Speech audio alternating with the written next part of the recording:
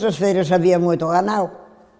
Había ganado e iban todos os ganaderos levando as mulas, que antes non había mulas, pero eles tiñan a besta e tiñan unha mula e levaban a Mondoñedo. O día de Mondoñedo había moita xente, porque os da aldea levaban as mulas todas. E se eran buenas, ganaban moitos cartos.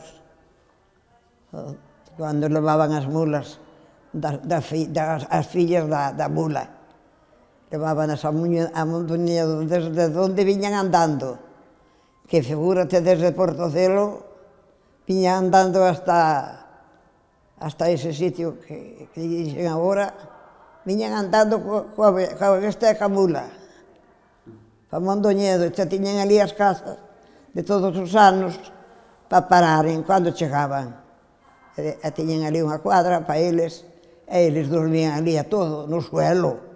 Dormíamos no suelo, nunha manta ou algo, pero non había máis. Había moita xente e moito ganado, Ali nas festas de Mondoñedo, da San Lucas, non había que pararse do ganado que había e da xente que había.